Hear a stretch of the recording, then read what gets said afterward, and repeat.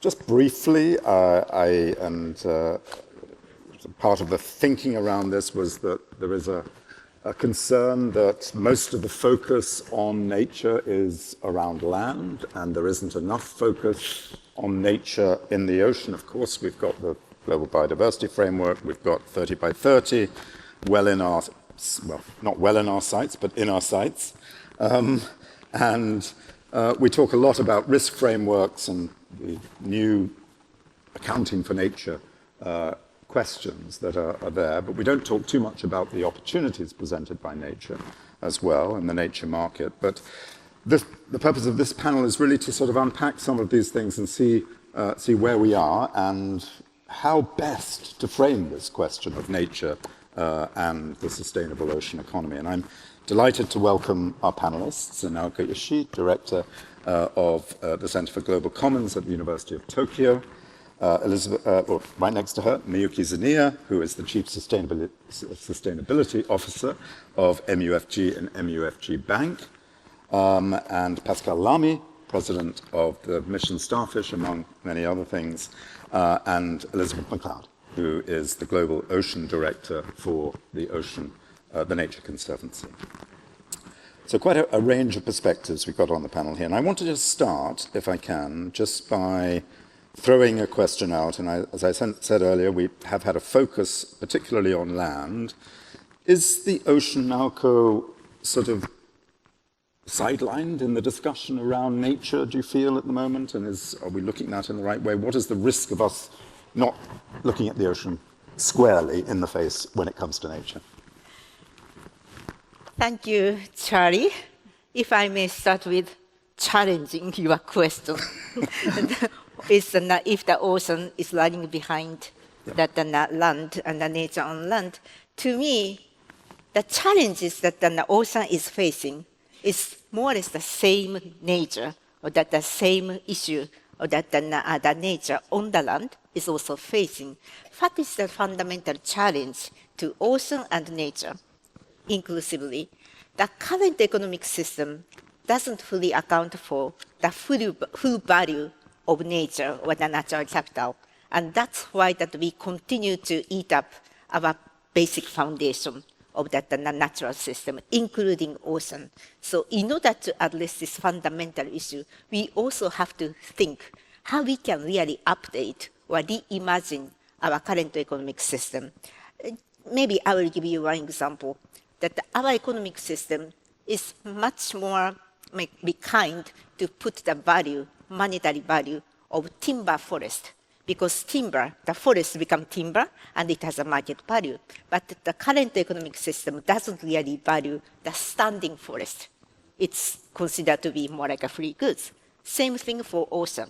That we can't really value that the swimming fish, while we do value that the fish is going to the market. So the challenge is that how we can really update or reimagine that our economic system, accounting system, market system, to take the full value of the full economic value of natural capital, including ocean. To me, that is a challenge, and it may be true that maybe that the land may make much more progress, but the challenge we are facing is more or less the same.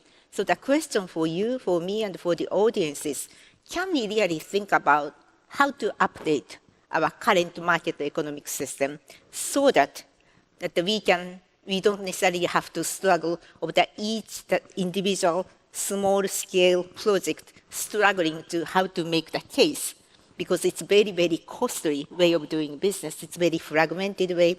It's a very siloed way. So can we actually update that our market infrastructure, which really bring that the accounting, the auditing, the regulation, MRB system like a TNFD, that the rating system, regulation together to shift towards the roadmap to put nature on the balance sheet.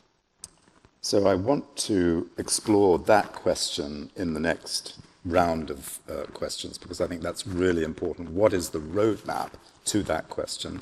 I think you reframed this in an interesting way, because I hadn't quite expected, in a way to sort of have the framing expanded in the way that you've expanded it. And I think it's really important. I wonder, Miyuki, from a financial institutions point of view, do you feel that the framing, the market framing needs to be different? And why do you feel, and is that something that's possible within the context of a financial institution like MUFG? Yes, we understand naturally the ocean is the mother of Earth and also life. But actually, from the financial aspect, the land or the land is actually, we calculate the value. But the ocean, because the land is owned by someone, but ocean is not owned. That's the first difference, biggest difference. So we cannot value the ocean from at this moment from the aspect of the financial institution. And also, as you know, the ocean is an ocean, but the water is move. So how can I make it count? So that's another challenge for us.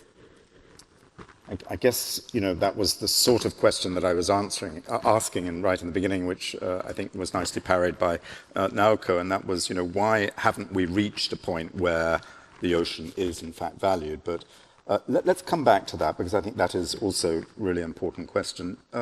Pascal, there's been a lot of reframing of the ocean question in the context of the European Union, the Starfish mission that you've been involved in, the European Ocean Pact. I know you're going to speak about some of that this afternoon, but how now is the European Union thinking about the question of nature and the ocean?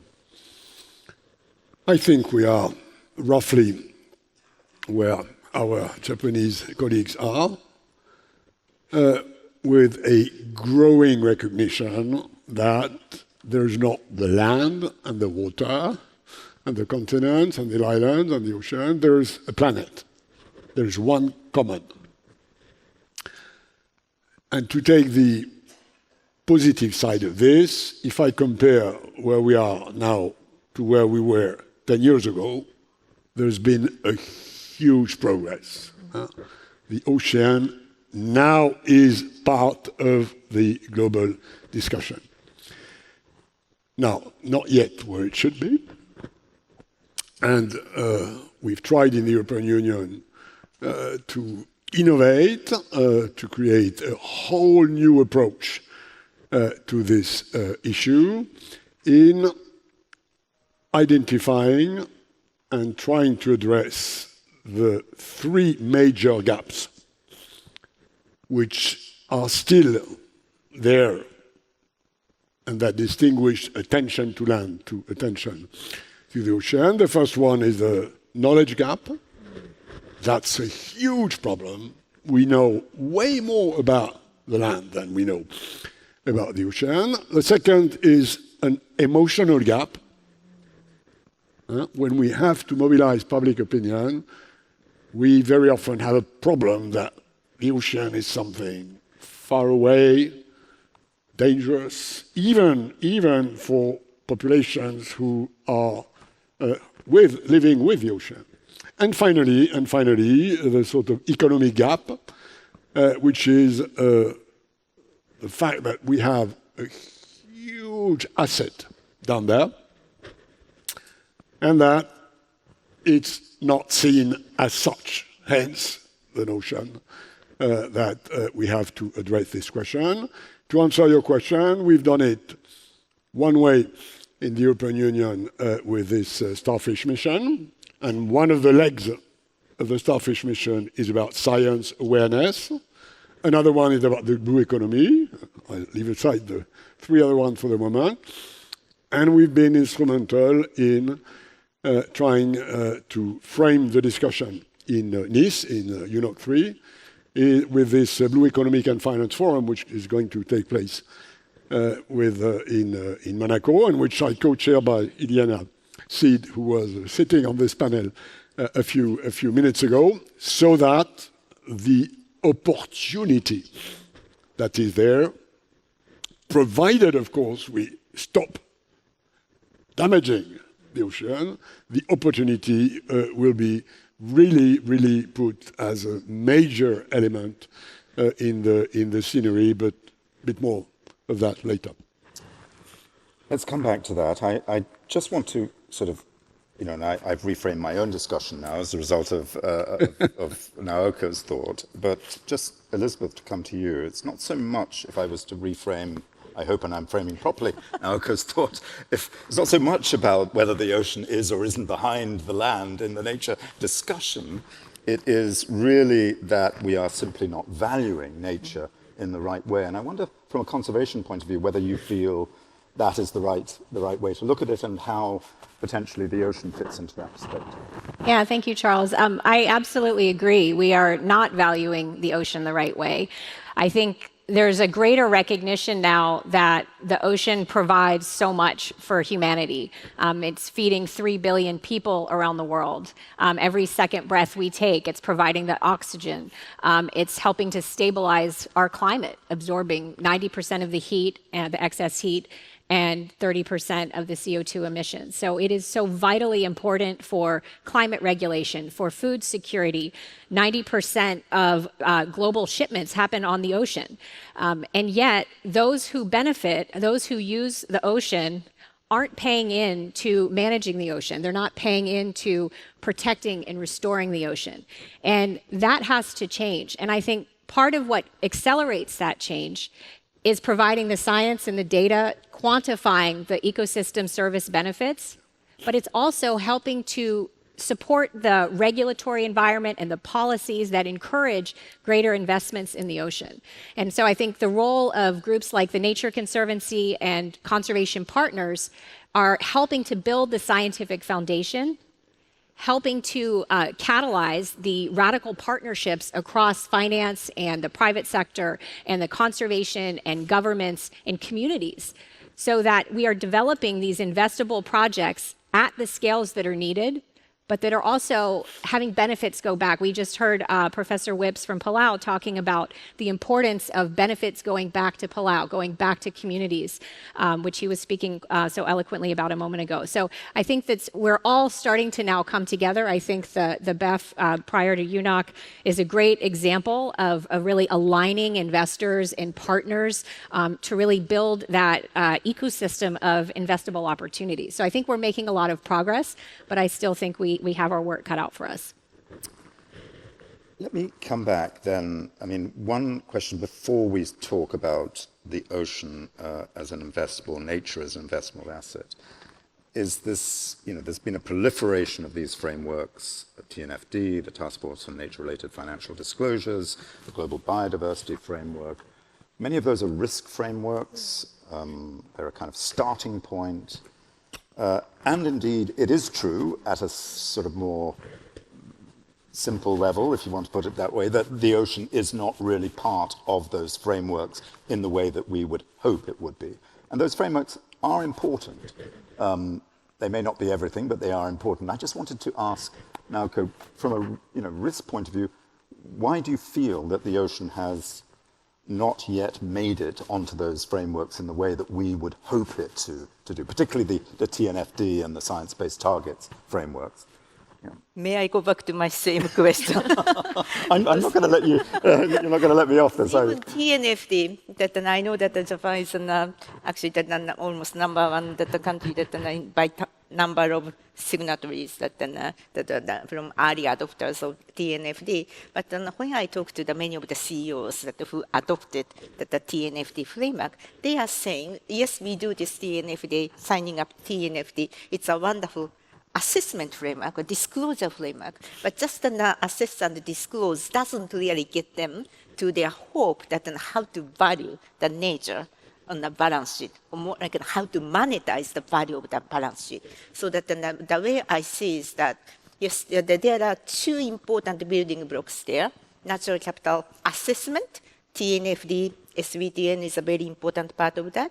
Then there is a natural capital even accounting that the ISO is a kind of, the CEA, UNCEA is another very beautiful framework. And you mentioned there are a lot of instruments there. But what is missing to really value the nature on the balance sheet is how we can really make the journey from natural capital assessment and accounting towards financial integration or the financial statement integration. Not as an, I'm not talking about non-financial statement. I'm talking about financial statement as a real part, integrated part of the financial statement. And we, some of us actually came together to really chart the pathway that then how we can make this journey assessment accounting towards financial integration. And we came up with a kind of draft roadmap. And we need to bring those the professionals who support the current market system. It's accounting, that the auditors, regulators, that the disclosure, that the measurement providers, and that the rating system, and also that the financial sector regulators. So these have to really come together to see, in order for me to really put the nature on the balance sheet, what I need from each other, so that we come up with a kind of ladder towards that mountain, that the nature on the balance sheet, and we feel that if we entire this market system work together, we should be able to put the nature on the balance sheet. But it takes time, but that is a fundamental solution to what we have been talking about, and it's not only ocean, but its entire land is, and the nature on the land is needs to be addressed. Can I just ask just to jump on what Miyuki-san said? That she made a very important point. Why the ocean is lagging behind is because ocean is not owned by people. Yeah, so that to put the nature on the balance sheet, this recognition of who is owning it is extremely important. So this is a more ownership issue. Doesn't necessarily always that an ownership. It's more like sometimes it's use right to use it. But then when we move to the nature on the balance sheet, we have to be very clear that then whose land, whose ocean, who's using right we are talking about, and how to value that nature, the service on that landscape or seascape, and it has to be recognized by market. So this all comes from the transaction at the marketplace. That's how I see it. Miyuki-san, can I just ask you to pick up on that? Because I think that's a really important point. It's not good enough, or it's not enough, should I say, for us just to look at this question of whether or not we're assessing the risks that are there for companies, banks, financial institutions, and governments and others of damage to nature done through their economic activities, but it actually needs a much more comprehensive set of frameworks. Is that something that financial institutions in Japan are thinking of, aware of, conscious of? Yes, actually, we are one of the early adopters of the TNFD signers, and we issued a TNFD report from last year, and we are planning to issue the 6th version this April. And last year, we on the TNFD report, we demonstrate how we analyze our portfolio by using the LEAP approach. But actually, as you know, the financial institution itself is very limited. But the actual challenge is how our clients disclose their operations. That's the challenge. But from this year, I try to use many databases to use Anchor tools to demonstrate how to analyze. We analyze our whole portfolio, and we like to issue in the April version. And of course, thinking about the result of the Anchor approach, there are some missing sectors, but we can find some the focus area we have to think about initially. So one of the is a food area. And because, as you know, Japan is we import a lot from abroad. Yes, that's right. And also, I found that last year I went to the Riyadh, the desertification COP. There is a food security theme there. So we are thinking about more about the food security linked with the food and nature. So that's also that we are one of the focus points to integrate how to communicate with our clients. Can I just follow up on my earlier question, and that is just to, because I think this sense that, yes, we're all looking at the risks at the moment of this, but are banks and financial institutions, not just in Japan but elsewhere, if you're able to frame that, really thinking about how to put nature on the balance sheet and what that actually means for that sort of long-term, or medium-term, I hope, not long-term, transformation. Is that something that you are actively thinking about at the moment? Yeah, at this moment it's difficult because, as you know, the banking is a kind of the balance is the actual product itself is a not long-term products comparing the insurance companies as I was working before.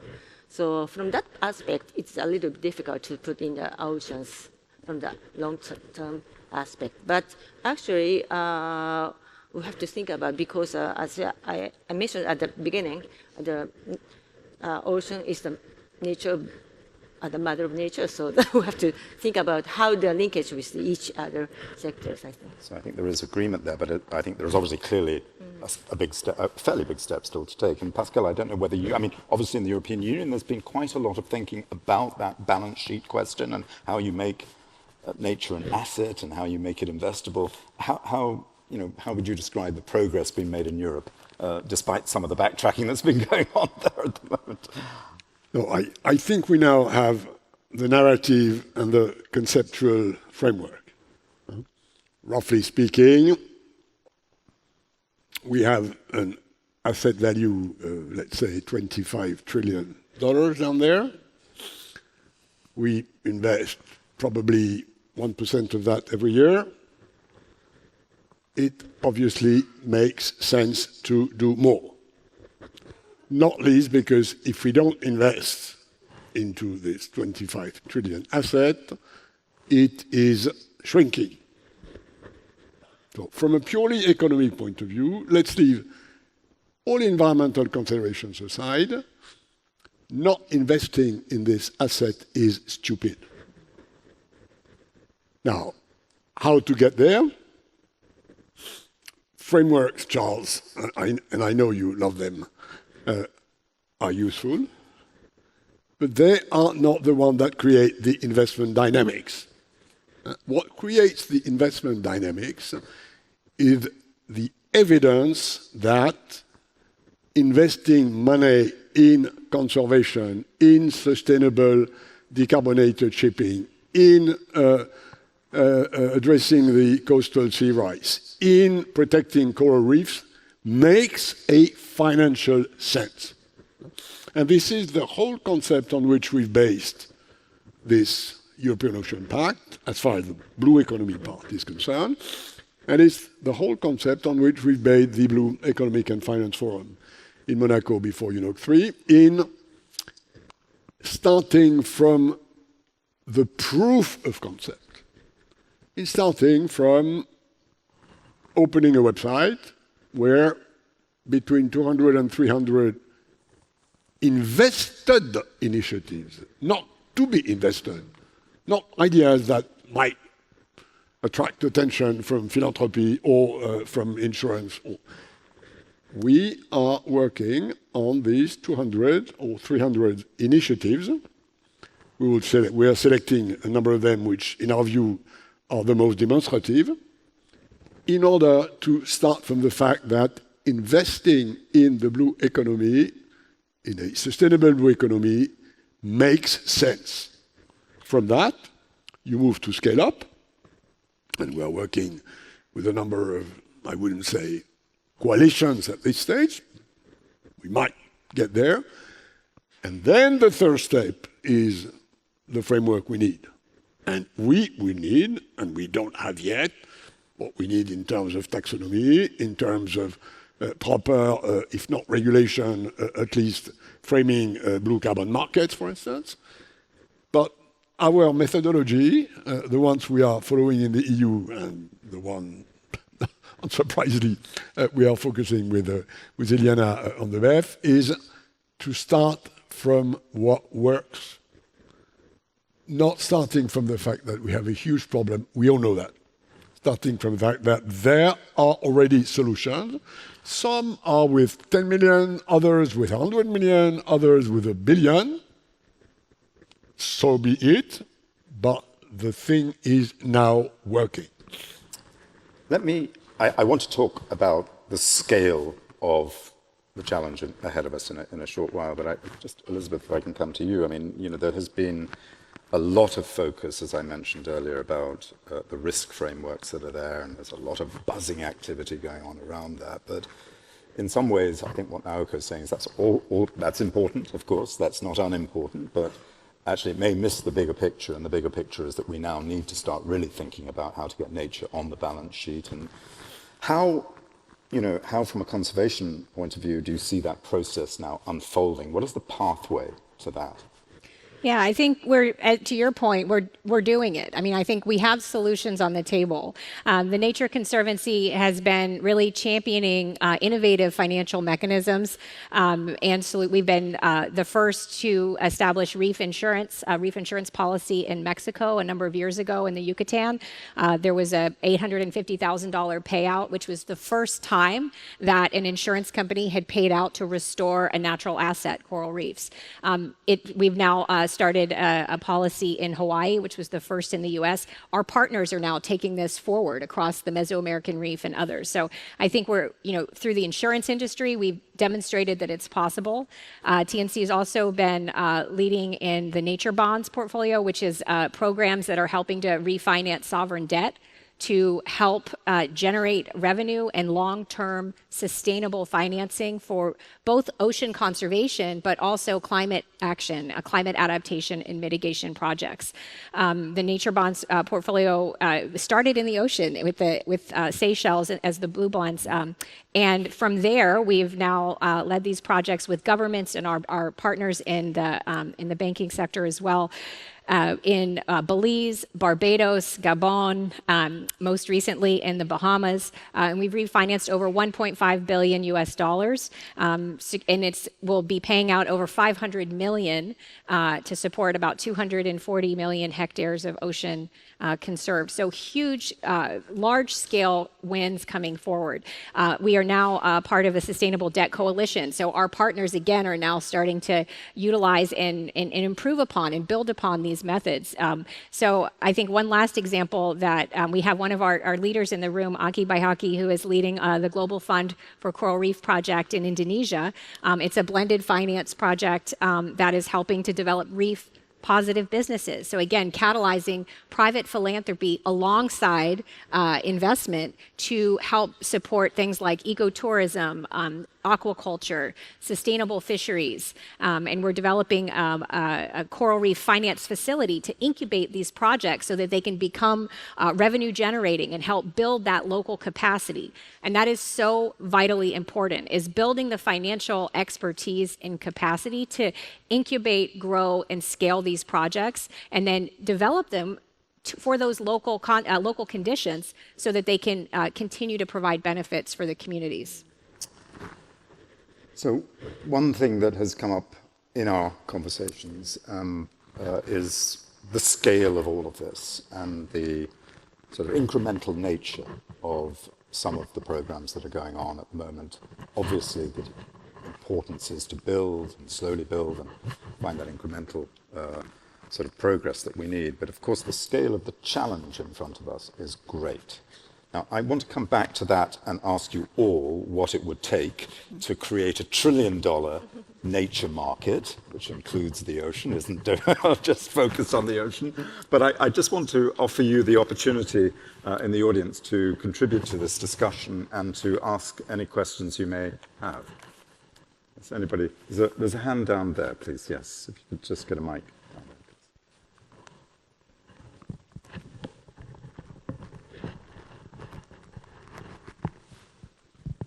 Could you just say your name and your organization? Thanks. Yeah, thank you. I'm Wai-Cheng Wong, a PhD candidate from Osaka University.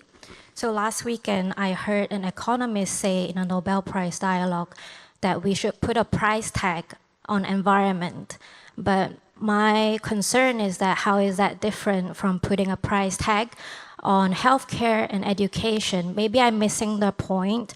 But yeah, how do we make sure that not only the developed countries and wealthy countries are benefiting? I'm from Malaysia, by the way. Yeah. Thank you. That's a very good question. It's a hard one. Naoko, can I? Since you posed a hard one to me. From your side.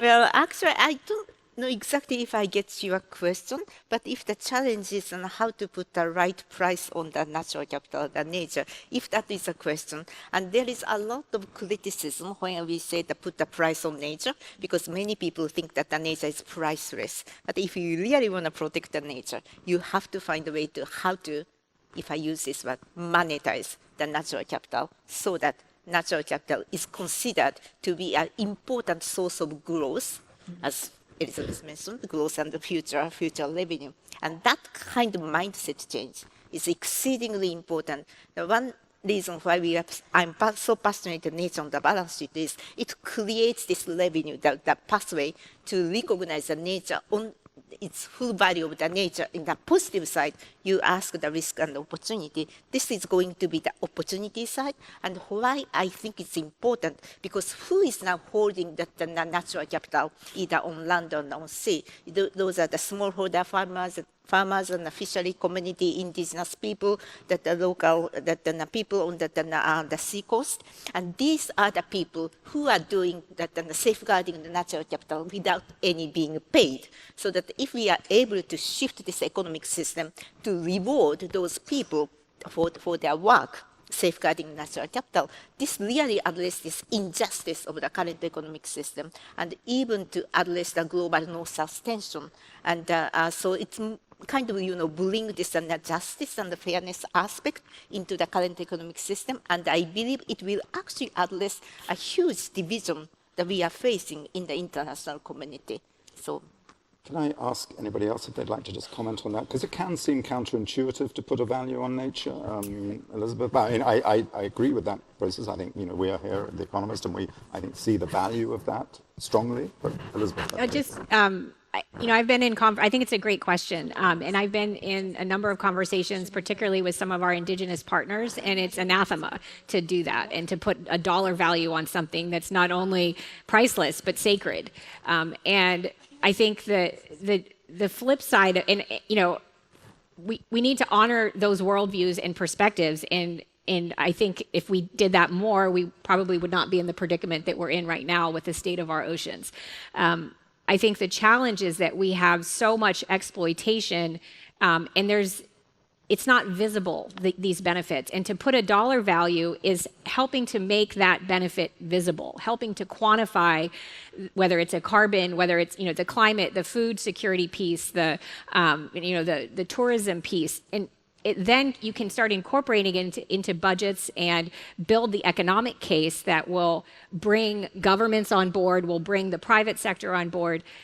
I worry that if in the absence of that, the destruction will continue. But I think, to your point, there are ways of partnering and bringing in those different perspectives and worldviews. One example, this just last year helped to support a project, Finance for Permanence, which is in the Great Bear Sea off the west coast of Canada. And this was 17 First Nations developed a vision for their ocean, and the Nature Conservancy, through our affiliate, Nature United, and the Government of Canada and the British Columbian government partnered to help build and support the financing to build the world's first largest co-led, co-managed marine protected area by indigenous groups on the planet.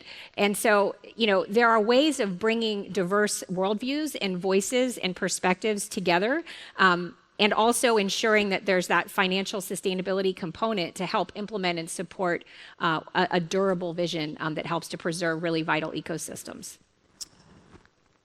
There's a question down over there. I'm going to take one more question, please, and then we are just going to wrap up. But yes, if we can get a microphone down on the side. Thank you.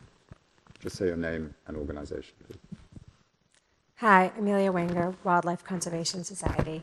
You've mentioned a couple times in this panel reef positive or nature positive businesses for the ocean. And one of the barriers that we see is that sort of gap between the pipeline of investable projects and also then the governance structures or the financial structures that would allow for those kinds of investments.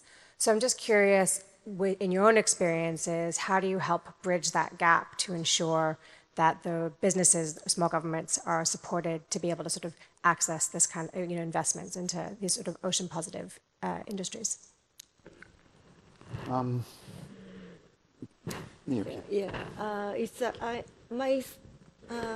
understanding is that a kind of how to evaluate the impact. So it is there is various evaluations tools to how to evaluate the impact. So it is important if right now the global consensus of using one impact evaluation is not set. So after the a kind of the consensus of how to evaluate the impact is a little maybe the starting point to evaluate nature into the financial intangible assets. Maybe just to add quickly, I think another key piece is building that financial capacity locally and having these, whether it's these agencies or facilities that help take projects from inception to that middle stage of investment and help provide the technical support along the way to build the project so that they can really become revenue generating at the scales that are needed. But I think what we're seeing is that then you need the philanthropy to come alongside. So I think it's ensuring that we have sufficient grant funding to support building out these projects and providing that local capacity building that's so vital is really essential if we're going to be able to develop and scale these projects. Can I just come, finally, we've got a minute and a bit left, and I'm determined to sort of get this question in, and that is this question about how do we create a global scaled, let's say, $1 trillion market for nature, which includes the ocean, a recognition of nature as a critical asset, that decision-making is all in a way taken in a way that respects nature. We have very good examples out there of attempts to try and do this. Aura is one that I'm very fond of, looking to $1 billion market and target in financial and impact investment in the ocean by 2030. But in some ways that is just a drop in the ocean. Now, how do we scale this up, and what is the pathway to scaling it up? And that's what I'd like to finish. I'm actually sitting on the board of Aura. So I'm very complimentary. No, but to me, that Aura has been doing a great thing that just really collect those great examples that's working on the market. But as you said, the target is only 1 billion by 2030. That's not, in a sense, that we need to find a way how to scale it up. So to me, fundamentally, we need to find this another way to how the market, that the infrastructure that needs to recognize that the opportunity of the natural capital, so that that's why we are talking about this the roadmap to shift the entire market system, so that not only risk but the opportunity side of the natural capital, including ocean, to be on the balance sheet. That is the only way, because basically we are fighting against the current existing system, which doesn't really value the full value of the natural capital. Unless we change it, we continue to do this in a very silo and fragmented way, and we don't have time for that. I'm a great fan of Aura, by the way, as well. Just to correct, put that on the record. Yes, one of the maybe a good sector is infrastructure, I think, because in Japan, as you know, there is a little. Recently, there is something about the incident related to the infrastructure. It's very old one. So if we restructure the whole country's infrastructure, not only the Japan but other countries, it's a kind of the starting to think about the new system, to think about how to nature-minded infrastructure. We have to make it, but at the same time. As my company, we support a lot of startup companies, innovation, because there is a new technology startup there on global side. So we have to collaborate with that kind of new innovative companies together. Thank you. Pascal. I think we go to your trillion with a road paved by billions. That's the way to go. And what we've heard, I think, and we will be showing up this in Monaco just before Nice, that this works. Now, This being said, I totally agree with what has been said. At the end of the day, the trillion order of magnitude will not happen without a new market infrastructure. We need to grow this market infrastructure. In my view, it will grow if we keep the sort of experimenting in insurance, in banking, in calculating a proper insurance premium if you protect your real estate or not on the coastal area, or if you renovate your coral reef. All these little prices will appear, but at the end of the day, we will need larger, solid, properly, if not regulated, at least the element of confidence around it. That's the key, in my view. Thank you. Elizabeth. Yes, quickly, I know we're out of time. In addition to the market infrastructure, which I totally agree, I think is vital, I think we have to be supporting the regulatory and the policy environments that encourage investment in the sustainable blue economy. And the second piece I'll say is, I think through, and this is something our CEO, Jen Morris, says all the time, radical collaboration. And I think we're starting to see Aura is an excellent example through the BEF of bringing that together. We have the World Economic Forum here, Alfredo, who is just a wonderful collaborator, bringing networks together of ocean innovators. I think the more we start bringing and aligning our expertise, our organizations, and our vision, I think then we will really get from billions to trillions. Well, thank you all for a fascinating discussion. Please join me in thanking Naoka Ishii, Miyuki Zania, Pascal Lamy, and Elizabeth McCowan.